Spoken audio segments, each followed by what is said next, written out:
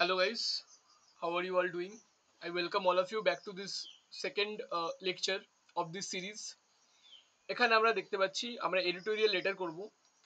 আজকের টপিক হচ্ছে আমাদের কর্পোরিয়াল পানিশমেন্ট ইন এডুকেশনাল ইনস্টিটিউশনের এগেনস্টে আমরা একটা লেটার লিখবো টু এডিটর। এই কোয়েশ্চেনটা এর আগে দেখতে পাচ্ছি আমরা ডাব্লিউবিসিএস মেন্স 2021-এ কিন্তু এসে গেছে। অ্যান্ড সবাইকে জানিয়ে দেওয়া হচ্ছে ডেসক্রিপটিভ, স্পেশালি আমরা যে টপিকটা এই মুহূর্তে করছি editorial letter is a very important topic. WBCS executive and etcetera এক্সামে এটা আসে, ডাব্লিউবিসিএস জুডিশিয়ারিতে এই পরীক্ষা এই এডিটোরিয়াল লেটার লিখতে দেয়। মিসেলিনিয়াস মেন্সে এইটা আমাদের লিখতে হবে, ক্লার্কশিপ মেন্সেও এটা আসে। তো this is a topic you can't ignore. এখান থেকে একদম ঠোকা একদম নম্বর আসতে চলেছে আমাদের সবারই। So let's get prepared, if not from the best source but at least from a proper source, which is which is me. Of course I will try to make this video as informative as possible. So uh, I would now hide my face and start with the topic.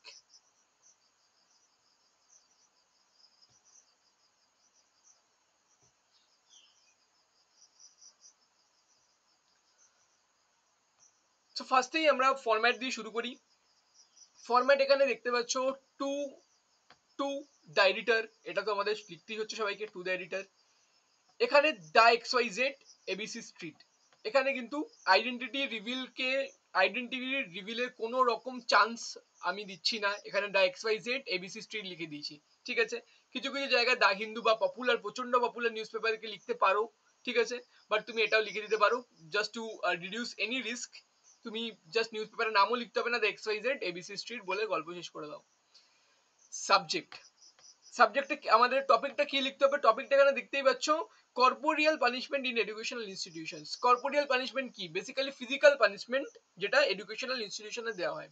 মারা বকা টকা তো অব্দি ঠিক আছে, কিন্তু physical punishment যেমন আমাদের যেমন ধরুন চর মারা বা কোনো রকমের ফিজিক্যাল পানিশমেন্ট, উদ্বোস করানো বা কিছু একটা করা, এরকম জিনিসগুলো কর্পোরিয়াল পানিশমেন্ট। এটা অ্যাকচুয়ালি বাই ল এটা ব্যান্ড, কিন্তু তবুও বিভিন্ন জায়গায় এই কর্পোরিয়াল পানিশমেন্ট দেখা যায় যে স্টুডেন্টদের সাথে করা হচ্ছে, স্পেশালি যারা ছোট স্টুডেন্ট বা চিলড্রেন যারা, তাদের সাথে করা হচ্ছে।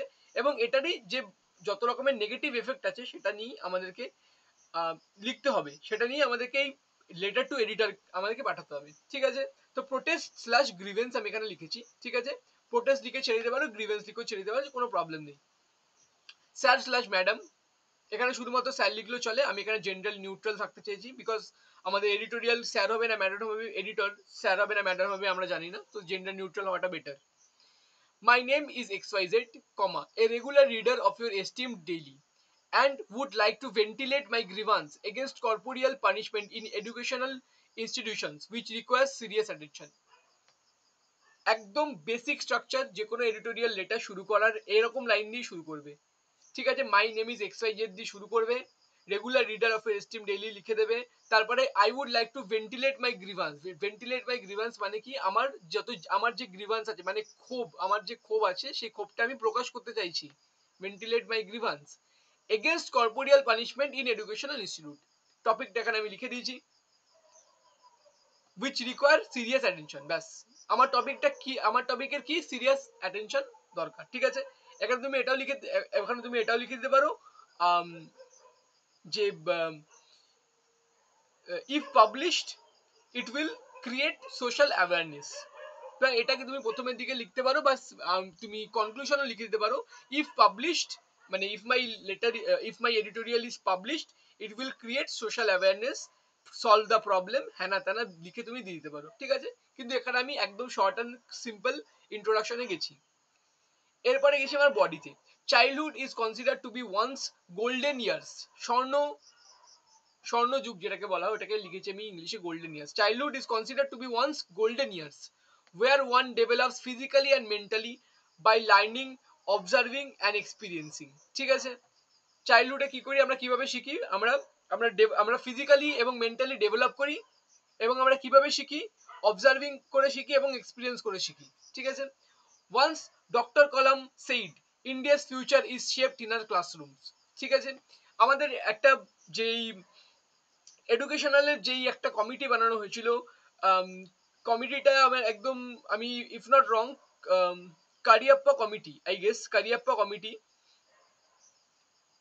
এই কমিটিতেই এই বেসিক্যালি এই লাইনটা ফার্স্ট টাইম মেনশন করা হয়েছিল।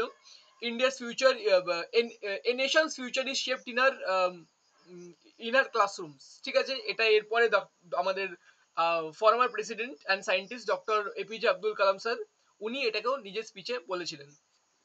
এটাকে খুব সুন্দরভাবে ক্লাসরুম, এডুকেশন, ফিউচার, ইউথ, যে কোনো জায়গায় তুমি এই কোটেশনটা কিন্তু ফ্রিলি ইউজ করতে পারো, কোনো প্রবলেম নেই।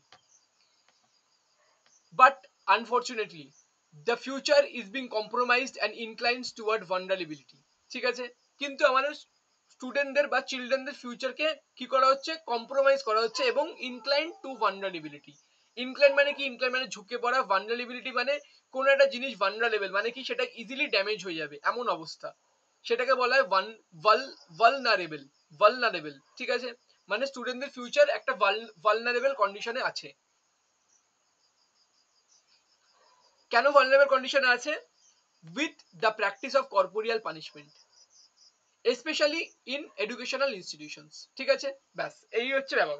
ঠিক আছে, মানে বেসিক্যালি স্টুডেন্টদের বা বাচ্চাদের বা চিলড্রেনের আমি কি করছি এখানে, ফিউচারকে কম্প্রোমাইজ করছি। ঠিক আছে, কেন? এডুকেশনাল কর্পোরিয়াল পানিশমেন্টকে প্র্যাকটিস করে। ভালো কথা। such punishment inhibit the child to bloom by affecting not only their body but the mind and spirit too। ঠিক আছে, আমাদের চাইল্ড কি করবে, ব্লুম করে। ব্লুম মানে কি? একটা ফ্লাওয়ার কি হয়, ব্লুম করে। ফ্লাওয়ার ব্লুম মানে কি? একটা ফুলের কড়ি থেকে ফুলটাকে পুরোপুরি ফোটা। ঠিক আছে, এটাকে বলি আমরা ব্লুম। তেমনি আমাদের চাইল্ডও একটা ফুলের কুড়ি, সেই ফুলটাকে ভালোভাবে ফুটতে হবে। তো ফুল যে চাইল্ড যে ব্লুম করবে, এটাকে কিভাবে এফেক্ট করছে? কর্পোরিয়াল পানিশমেন্ট এফেক্ট করছে। কিভাবে? শুধুমাত্র তার বডিকে এফেক্ট করছে না, বডি মানে ফিজিক্যাল, যদি ফিজিক্যালি কাউকে হিট করা হয়, কাউকে মারা হয়, তার বডিতে কিছু এফেক্ট করবে। তার থেকে বেশি এফেক্ট করবে তার মাইন্ড এবং স্পিরিটে। স্পিরিট মানে বলতে পারো কনফিডেন্স। ঠিক আছে, it is seen that a child get traumatized due to this, and as a result he shows disinterest in socializing। কোনো চাইল্ডের সাথে যদি কর্পোরিয়াল পানিশমেন্ট করা তাকে দেওয়া হয়, তাহলে কি দেখা গেছে, সেই চাইল্ডটা ট্রমাটাইজড হয়ে যায়, সেই চাইল্ডটা বেসিক্যালি ট্রমাটাইজড হয়ে যায় এবং shows disinterest in socialising. Socialising মানে কি? অন্যের সাথে মেশা, সোসাইটিতে মেশা। কারোর সাথে যদি কর্পোরিয়াল পানিশমেন্ট প্র্যাকটিস করা হয় ফর এ লং টাইম, সে কি করবে, সে সমাজে কাউকে বিশ্বাস করবে না। সে কি করবে, সমাজে কারোর সাথে কথা বলবে না, সে নিজের বন্ধুদের সাথে কথা বলা বন্ধ করে দেবে। In some cases the child develops misanthropic feelings. Misanthropic feelings মানে কি? মানুষকে পছন্দ না করা, মিসঅ্যানথ্রোপ। ঠিক আছে, আমাদের প্রিলিমস এর ফেমাস কোশ্চেন, মিসঅ্যানথ্রোপ মানে কি?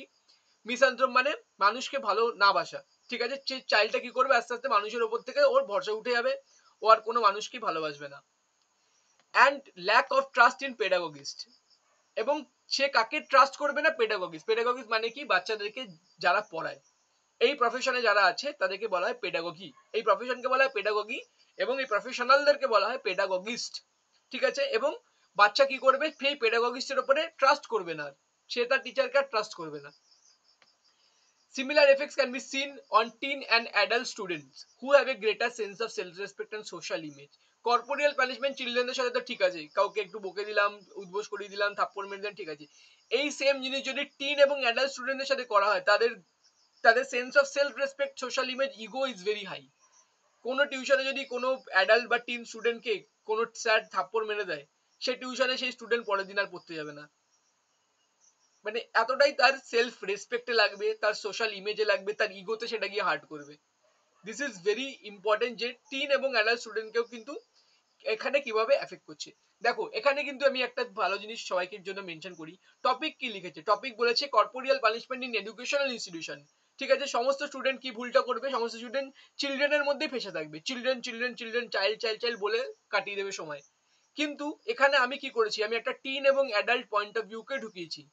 এরা কিন্তু চিলড্রেন না, এদের সাথেও কর্পোরিয়াল পানিশমেন্ট হতে পারে, এরাও কিন্তু এডুকেশনাল ইনস্টিটিউশনে পড়ে। এটাকে কিন্তু আমি টাচ করে বেরিয়ে গেছি, টিচারের যেন কোনোভাবে মনে না হয় যে আমি টিন এবং অ্যাডাল্টের ব্যাপারে কিছু বলিনি। এখানে একটা হবে আমাদের প্যারাগ্রাফ ব্রেক।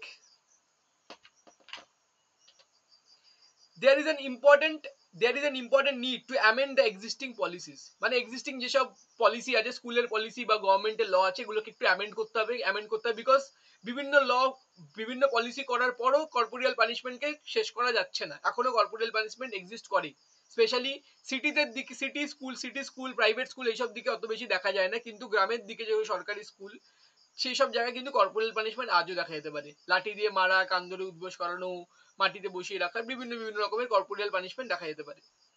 তো কি করতে হবে আমাদেরকে, অ্যামেন্ড এক্সিস্টিং পলিসিসকে অ্যামেন্ড করতে হয়। অ্যামেন্ড মানে আমরা জানি অ্যামেন্ডমেন্ট, সংশোধন করা, যাই হোক।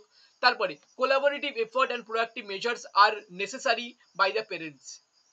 এই ওয়ার্ড, এই লাইনটা collaborative effort and proactive measures, দেখবে আমি সব জায়গায় ইউজ করি, ইভেন আমি বাংলাতেও কিন্তু এটাকে ইউজ করি, বাংলা লেটারেও আমি এটাকে ইউজ করি।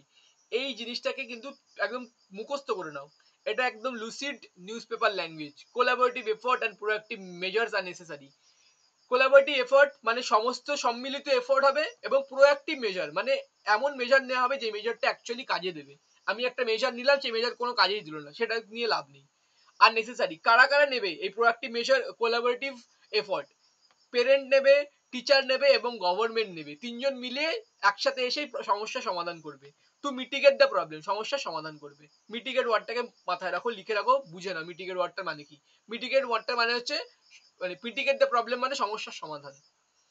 Pedagogies must be trained well and application of laws against corporeal punishment must be strictly followed and violation must be brought to books। আচ্ছা, এত বড় জিনিস, এত বড় লাইনটাকে একটু ছোট করে ভেঙে নিই।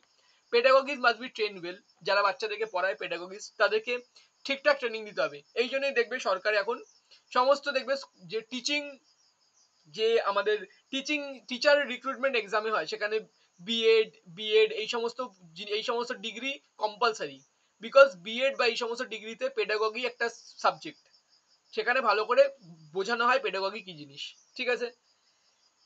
an application of law against corporeal punishment must be strictly follow, যেই সমস্ত ল আছে কর্পোরিয়াল পানিশমেন্টের এগেইনস্টে সেই সমস্ত লকে স্ট্রিক্টলি ফলো করতে হবে, এবং violation must be brought to books, এবং যারা যারা ভায়োলেট করবে এই লগুলোকে তাদেরকে তাদের উপর অ্যাকশন নিতে হবে।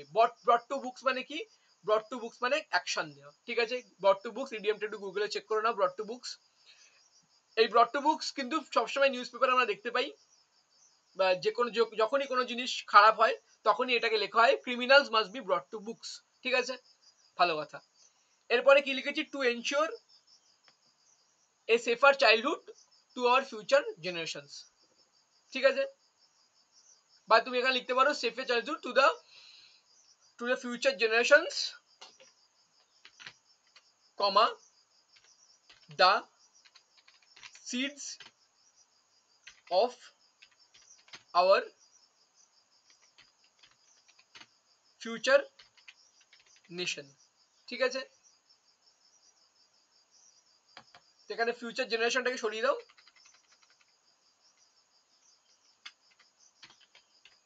ঠিক আছে। To ensure a safer childhood to the seeds of our future nation, ঠিক আছে। Two the seeds of our future nation, seeds of our future nation মানে আমি এখানে কাকে বোঝানোর চেষ্টা করছি? আমাদের চিলড্রেনদেরকে বোঝানোর চেষ্টা করছি, ঠিক আছে। তুমি একটু বেসিক্যালি একটু মানে ভালো করে একটু লিখে দিতে পারো, এমন এমন ওয়ার্ড, এমন এমন লাইনও লিখে দিতে পারো, যে টিচার এবার বোঝার উপর ব্যাপার আছে। আচ্ছা, পাঞ্চুয়েশন ফলো করে একটা ফুল স্টপ বসে যাবে এখানে। পাঞ্চুয়েশন ভুল করে মিস করো না, বিকজ খুবই চোখে লাগে পাঞ্চুয়েশন যখন কেউ মিস করে। তাছাড়া এবার ফরম্যাট শেষ করা যাক। থ্যাঙ্কিং ইউ, ভালো করে দেখে নাও, থ্যাঙ্কিং ইউ সঙ্গে লিখবে ইয়োর্স ফেথফুলি, অপশনাল, দুটোর মধ্যে যখন একটা লিখতে পারো দুটোই লিখতে পারো। ইয়োর্স এর খেয়াল রাখবে, ইয়োর্স এস এর পিছনে অ্যাপোস্ট্রফি বসবে। ফেইথফুলি হয়ে গেল, এক্স ওয়াই জেড ভুল করে নিজের নাম দিয়ে দেবে না। প্লেস লিখে দিলে প্লেসে কলকাতা, ডেটের লিখে দিলে এক্সাম, এক্সাম যেদিনে হয়েছিল, ধরো এক্সাম হয়েছে 20 তারিখ, 20/12/24 এখনো যদি হয়নি 23 করে দিলাম, ধরো এই দিনকে আমাদের হয়েছিল পরীক্ষা, ব্যাস।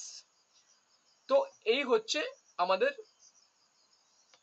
টোটাল ব্যাপার এডিটোরিয়াল লেটার লেখার। এবার এডিটোরিয়াল লেটার লেখার কিছু কিছু প্যাটার্ন আছে, কিছু কিছু মানে টেকনিক আছে, যে কোন কোন লাইনগুলো কিভাবে কিভাবে লিখতে হবে। এই লেখাগুলো শিখতে গেলে সবচেয়ে ভালো অপশন হচ্ছে নিউজ পেপার রিডিং করা, ঠিক আছে। তোমরা দা হিন্দু নিউজ পেপার পড়তে পারো, ঠিক আছে। দা হিন্দু যাদের কাছে যারা যারা কিনতে পারবে না দা হিন্দু, প্রত্যেকদিন পড়ার দরকার নেই, অল্টারনেটিভ ডেজ বা সপ্তাহে একদিন করে পড়লেও হবে, যাদের কাছে সময় কম সপ্তাহে একদিন করে পড়লেও হবে, পুরোটা ফুল মেইনলি এডিটোরিয়ালটা পড়লে ভালো হয়, নাহলে পুরোটা পড়লেও সমস্যা নেই। যাদের যাদের দা হিন্দু কিনতে যারা যারা পারবে না, যারা অনেক জায়গায় নিউজ পেপার ডেলিভারি হয় না, তাদের জন্য বেস্ট অপশন টেলিগ্রাম গ্রুপে, অনেক অনেক গ্রুপে পাওয়া যায়। পার্সোনালি এই ভিডিওর যে ডেসক্রিপশনেও দুটো টেলিগ্রাম গ্রুপের লিঙ্ক থাকবে, সেখানে জয়েন করে যাও। ইংলিশ নিউজ পেপার এবং বেঙ্গলি নিউজ পেপার ডেইলি সেখানে দেওয়া হয়, সেখানে এডিটোরিয়াল সেকশনটা অ্যাটলিস্ট যদি কেউ প্রত্যেকদিন পড়তে থাকে, তার কিন্তু এই বেঙ্গলি ডেসক্রিপটিভ এবং ইংলিশ ডেসক্রিপটিভে কোনোদিন কোনোরূপ সমস্যা হওয়া উচিত না। Thank you so much. Also explore our channel, সেখানে আমরা বেঙ্গলি ডেসক্রিপটিভের ভিডিওসও আপলোড করেছি এবং অন্যান্য ভেরিয়াস লেকচারসও এখানে আপলোড করা আছে, polity, history, etcetera etcetera. So go and explore, and I wish you guys all the best for the upcoming exams. Thank you so much.